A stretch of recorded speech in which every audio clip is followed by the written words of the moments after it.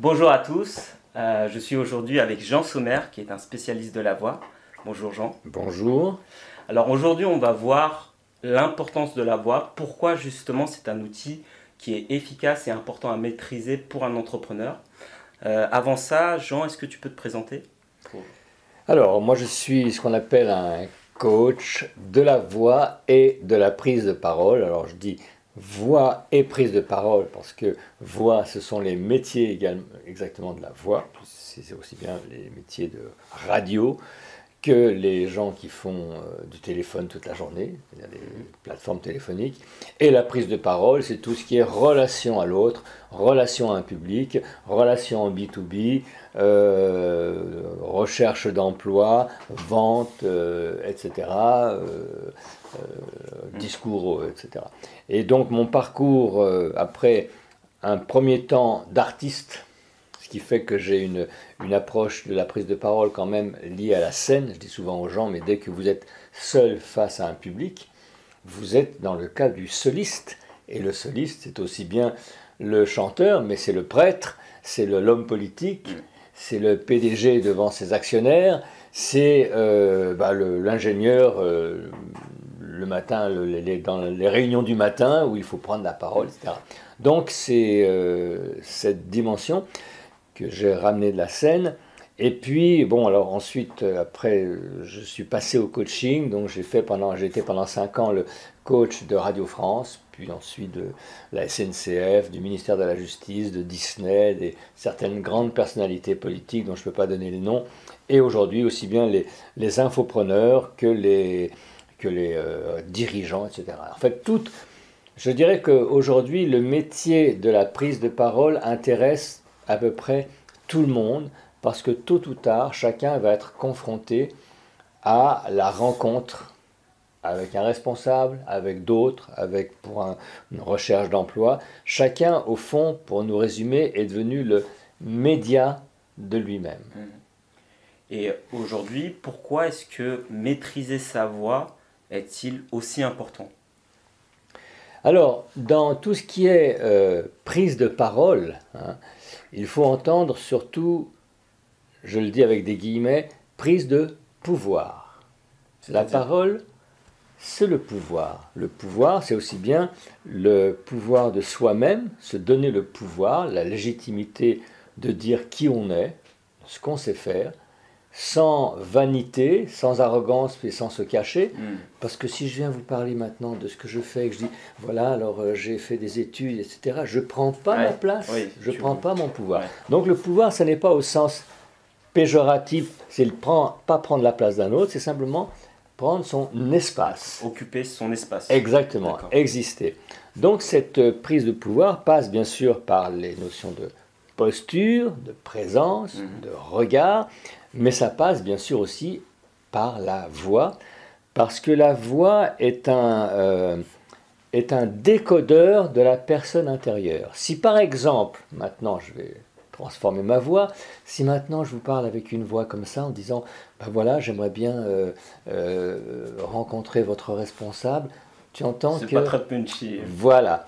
Ça manque d'assurance. Ça manque d'assurance. Là, je le joue, mais beaucoup de personnes le ressentent.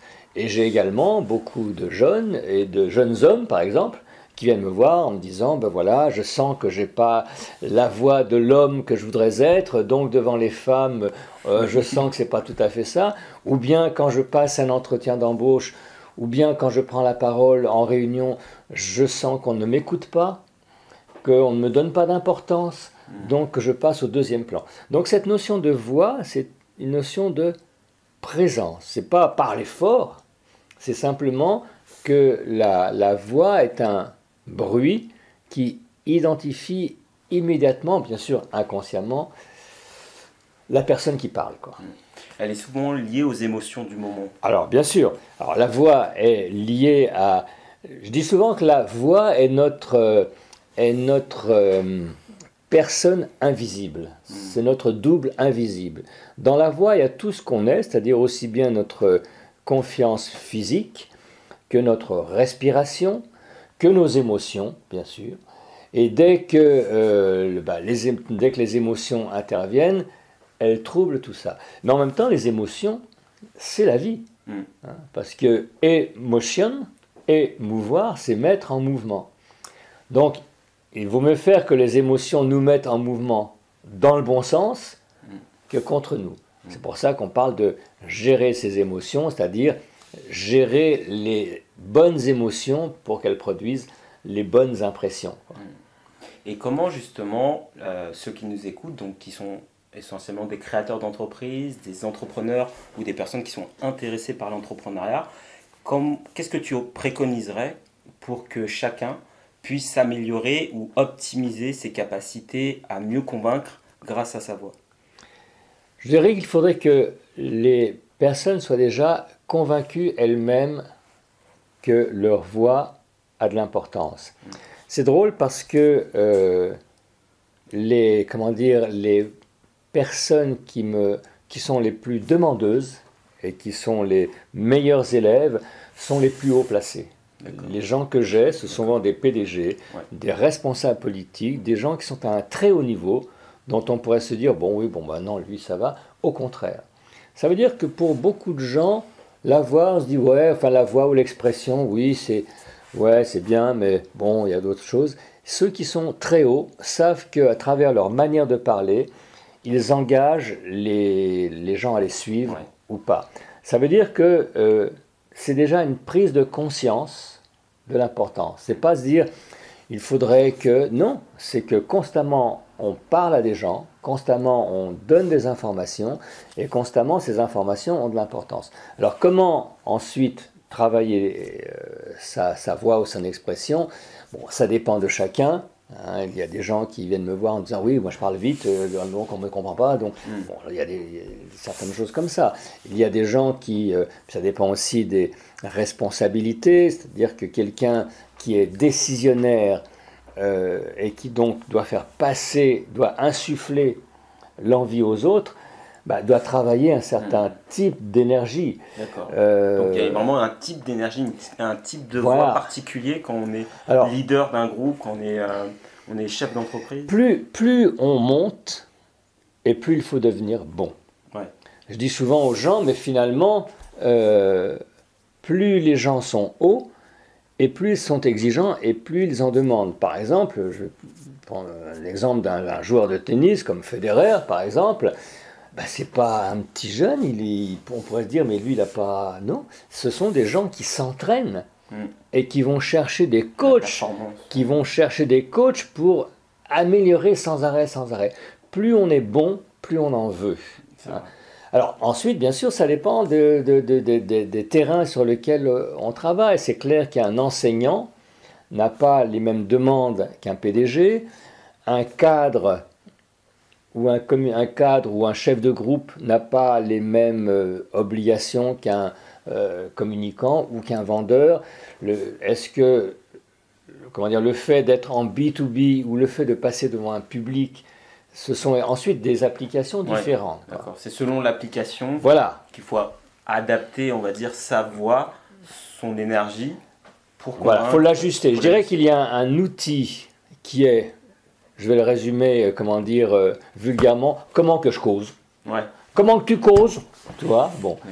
D'accord, au fond c'est ça. C'est ça. Comment tu t'exprimes, comment tu exprimes ce que tu as à dire, donc quels sont tes appuis, quel est ton discours, ton contenu, mais ensuite, bien sûr, tu vas l'ajuster, mais un petit peu comme un marketeur qui va te dire, bon d'accord, le marketing, il faut vendre, mais à qui on va vendre hein? Est-ce qu'on va vendre à des dames de 55 ans, ou est-ce que tu t'adresses à des petits jeunes qui ont 18 ans? Mais le cœur du problème, c'est toujours le marketing. Là, c'est un petit peu pareil, c'est-à-dire la parole, la prise de parole, c'est la capacité de la personne d'abord, qu'ensuite on va appliquer selon son métier, selon sa demande, à des situations différentes. Moi, la voix, tu me dis si j'ai tort ou pas, mais j'ai l'impression qu'elle s'intègre quand même avec ton langage corporel. C'est-à-dire qu'elle est vraiment dans la continuité et que quelque part, elle fait partie d'un ensemble plus grand. Et comment justement tu peux travailler ça? Alors je dirais que c'est c'est drôle ce que tu dis, parce que pendant des dizaines de milliers d'années, hein, tu te souviens quand on était dans la préhistoire, hein, Voilà, je me souviens très bien. dans nos d'ailleurs. cavernes, Exactement. voilà, bah, C'est comme si c'était hier. le monde était uniquement oral. C'est vrai. Les Ça se gens, transmettait, les gens ne communiquaient que par la voie orale. Donc c'était la voie pour le travail, c'était la voie en marchant, c'était la voie pour la prière, c'était la voie pour soigner, etc., pour endormir. C'était donc le corps. C'est maintenant qu'on se dit, ah ben oui, la voix fait partie du corps finalement. Mais Ça a toujours été. ça a toujours été. Ouais.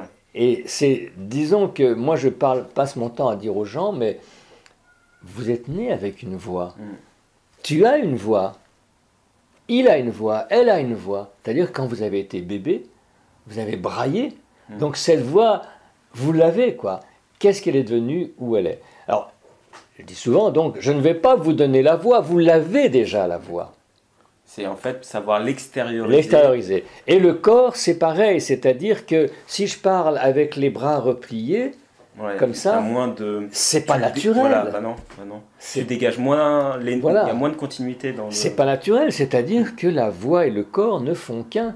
C'est comme si je te disais, En fait, ah bah oui, il faudrait peut-être que les yeux suivent ce que je dis ou quand je parle à quelqu'un, mais c'est naturel. C'est naturel, quoi. C'est normal. Mais c'est le naturel qu'on a en partie perdu, c'est la vie, parce qu'on a des smartphones, parce qu'on a des outils, parce qu'on n'a plus besoin, comme nos ancêtres, de faire porter la voix.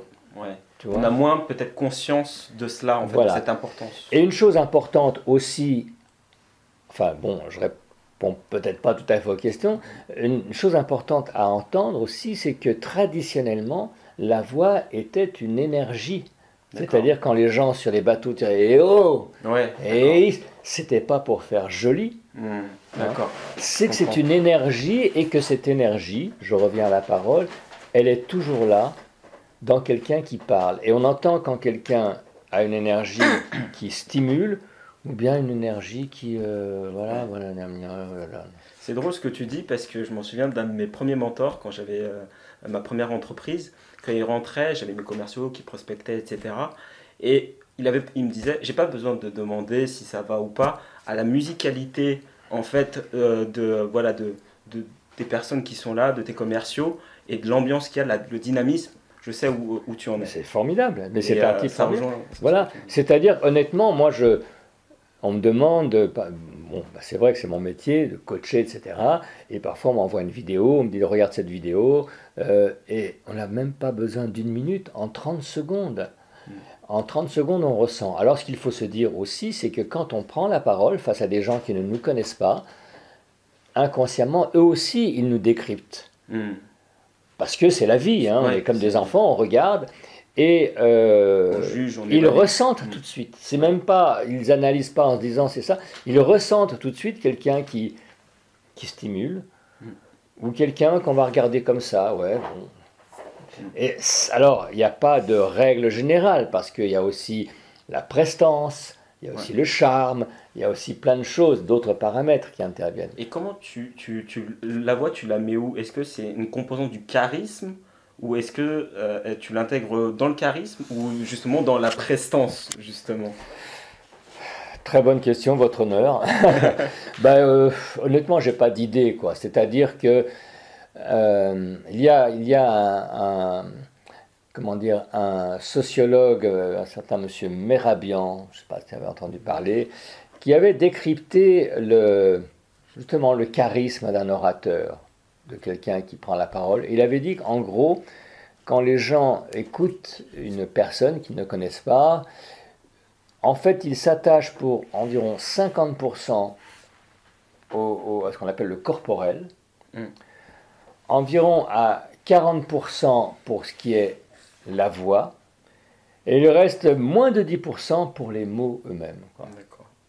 Bon, ça peut varier d'une situation à une autre, parce que si on va écouter une conférence en tant que spécialiste, on va chercher des renseignements, on va avoir une attention différente que si on va simplement écouter un homme politique. Ouais, Ensuite, il faut réajuster sans arrêt.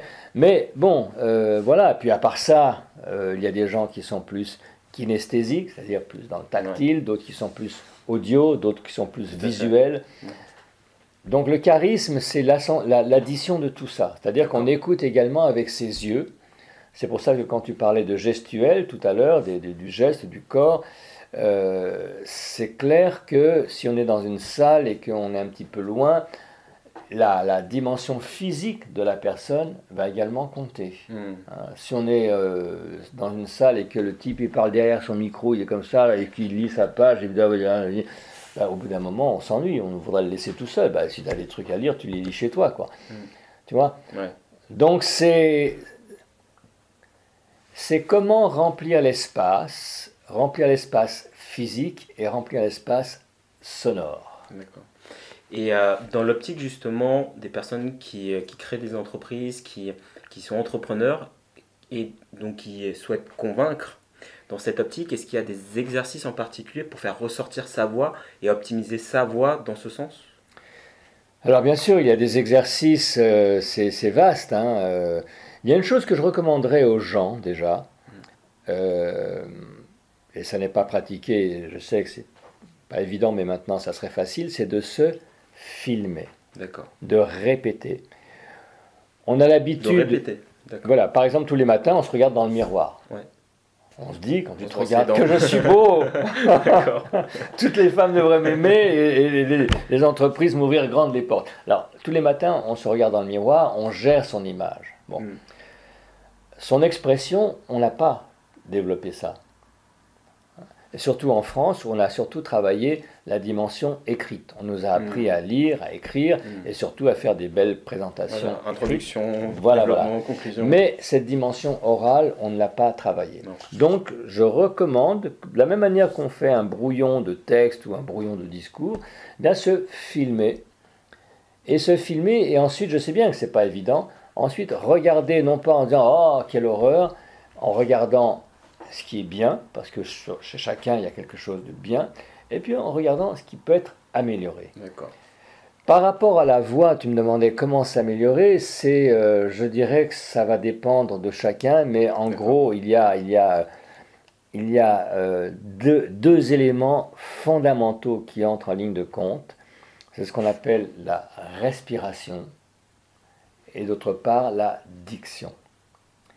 La respiration, parce que la voix, c'est du souffle et de la vibration. Et si le souffle est petit ou enfermé, la vibration va être petite et enfermée. D'accord ? Et la diction, c'est aussi quelque chose de très important parce que c'est notre manière de mordre dans le langage. Et dans la conversation familière, c'est normal, on ne va pas faire des efforts, donc on est un tout petit peu paresseux, on parle, ben voilà, je suis un tel, puis j'explique, puis c'est un petit peu flou, un petit peu. Dès qu'il s'agit de prendre la parole, que ce soit pour vendre, pour expliquer, pour affirmer, etc., on va faire un effort de mise en situation. De la même manière là, que tu es tout beau comme ça, tu t'es mis le matin pour aller à ton travail, tu es différent, j'imagine, que le dimanche quand c'est cool, que tu es dans ton vieux t-shirt, quoi. Parce que ton image, tu la cultives et tu sais que quand tu vas arriver, ça va le faire, comme on dit. Bien, la parole, c'est pareil. Sauf que la parole, pour beaucoup de gens, c'est comme s'ils venaient prendre la parole en chemise de nuit ou en robe de chambre, quoi, tu vois. Ils n'ont jamais travaillé. Voilà, alors je viens vous parler d'un truc, alors voilà, on va faire comme ça, on va faire comme ça. Puis... Il y en a, ils font ça. Hein. Oui, bien sûr, c'est pour ça. Donc, je ne critique pas parce qu'on ne leur a pas appris, mais petit à petit, comprendre que le langage, ça se travaille, pas uniquement pour faire joli, mais pour être compris. Pour être et aussi dans un objectif d'obtenir pour un entrepreneur, de convaincre bien sûr, un partenaire, un banquier, impacter, exactement. Exactement, on est tout à fait d'accord. Donc, c'est pas uniquement parler comme une machine, c'est un travail, quoi. C'est un travail parce que, encore une fois, je disais tout à l'heure, la parole, c'est une prise de pouvoir. Les mots sont le pouvoir. Dans le marketing, on parle de copywriting, c'est-à-dire cette capacité à accrocher l'intérêt. Et bien dans la parole, il y a cette capacité à accrocher l'oreille également, à accrocher la demande, ou etc. quoi. D'accord. Je compléterai, tu me dis si Oui, oui, j'ai vas-y, vas-y. si j'ai tort, mais pour moi, la voix, la puissance de la voix, dans l'optique, encore une fois, de convaincre, il faut qu'elle soit associée, parce que j'ai un peu réfléchi en fait à ça, il faut qu'elle soit associée en fait à une dimension, à avoir un but bien précis, c'est-à-dire que quand tu es face à ton banquier, il faut que tu saches exactement ce que tu veux, ce qui fait que finalement ta voix elle est en cohérence avec ce que tu veux, ce que tu penses, et donc ton impact est plus puissant. Tout Et, à fait. et puis l'autre point aussi que j'avais identifié, c'est être présent, c'est-à-dire être vraiment dans l'interaction et être dans l'échange en fait. Et ça impacte la voix. Non, mais tu as tout à fait raison. C'est pour ça que je disais que dans la mesure où on peut se filmer avant, Ouais, répéter, même si dans la vie ça ne sera pas pareil, mais répéter comme on fait un brouillon pour que quand on arrive dans la situation, on ait gagné de l'aisance, mm, de la présence et que justement on se soit débarrassé déjà de plein de petites choses, ouais. qu'on ne soit que dans Voilà, des l'objectif, questions. Ouais, exact. Ok. qu'on soit fixé sur l'objectif et surtout fixé sur la personne. Mm. Parce que si tu viens et que tu n'es pas sûr de toi et que tu etc., Ça se sent. ça se sent et ça va parasiter la rencontre. Ouais. Quoi. Et la voix en Et l'occurrence. la voix, bien sûr. Mm, tout à fait. Donc, alors, pour résumer les points que tu préconises, donc la diction et le souffle. Ce sont les Alors, deux ça points. c'est pour la voix. Je dirais que pour, d'une manière globale, la personnalité s'appuie sur ce qu'on appelle la posture. Ouais, d'accord. La posture, c'est aussi bien l'image physique qu'on donne que la manière de se poser. C'est-à-dire la posture, ce sont des appuis. Comment je m'appuie. Souvent, tu vois les gens se dandiner, bouger. Et comment je regarde. Hein. Si j'ai le regard qui fait comme ça, qui cherche et qui part, ma parole va être pareille dans le flou. Bon. D'accord. Donc c'est un peu comme s'il y avait une ligne de force qui part des pieds, Du sol. du sol exactement, qui traverse la colonne vertébrale et qui sans arrêt fait comme une flèche. D'accord. Tu vois, Ouais. Donc, ce que tu dis, c'est être ancré dans le sol. être ancré. Et ça, pour rejoindre peut-être, c'était quelqu'un dans la méditation qui me disait ça. Il faut sentir la dureté du sol qui te permet d'être dans l'instant présent. Exactement. Et donc de fluidifier, par exemple, par rapport au geste que tu as fait, donc de fluidifier l'énergie qui passe Exactement. par rapport à la voix. Parce que, alors, si on entre mais là, tu as donné un très très bon exemple, parce que ensuite, dans la parole elle-même, c'est-à-dire la communication, hein, c'est sans arrêt quelque chose qui se construit dans la tonicité, c'est-à-dire la solidité, et dans la fluidité. Mm. Et c'est parce qu'on est solide qu'on peut être fluide. Mm. Si on est mou partout, Ouais. il n'y a ni solidité, Ouais. ni tu vois, il n'y a plus de nuance. Donc c'est pour ça que les gens parlent avec des voix comme ça, égales. Ben alors maintenant, je vais vous parler d'un sujet qui nous intéresse tous. Alors ce sujet aujourd'hui, c'est comment communiquer mieux. Et tu entends que c'est badabayadada, dayadada, il n'y a plus de contraste, il n'y a plus de rupture. Parce que sans arrêt, la parole, c'est je donne quelque chose à quelqu'un, je réfléchis, je redonne. Tu vois, c'est un mouvement de va-et-vient subtil, bien sûr. Ça va correspondre, bien sûr, au phrasé. Donc ensuite, on va dire, faire des phrases courtes, Ouais. respirer. C'est ce que font les politiciens. Phrases Voilà. courtes. Voilà, Et, tout à l'heure, je faisais travailler justement comment dire, une présidente de commissaire aux comptes. Mais les phrases courtes, c'est pas uniquement pour faire joli, c'est un peu, je compare ça, j'appelle ça le repas de bébé, quoi. Si tu donnes à bébé, tu lui donnes, au bout d'un moment, d'accord, il te le recrache, il te repeint les murs et là tu as la moquette. L'idée c'est que tu donnes quelque chose, tu laisses digérer, tu redonnes quelque chose, d'accord. tu laisses digérer. Quelqu'un qui fait très bien, c'est par exemple Obama, quoi. Ouais. C'est le top des exemples, quoi, tu vois.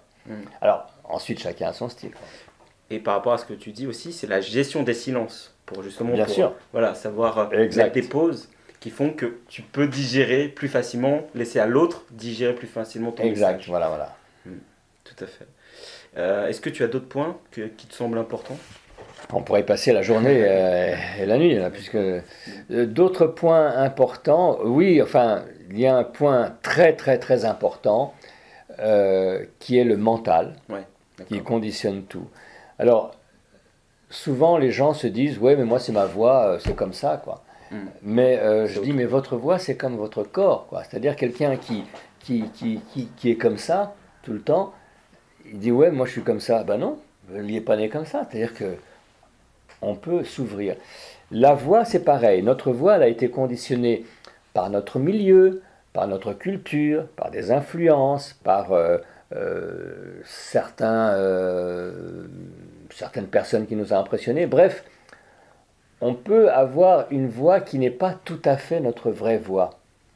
Si par exemple, maintenant je te parle avec une voix comme ça, par exemple, si tu ne me connais pas, tu ne te poseras pas de questions, Ouais, mais c'est pas tout à fait ma voix, tu vois. Et quelques années en arrière, j'aurais peut-être plutôt un petit peu parlé comme ça. Je connais pas mal de gens bon.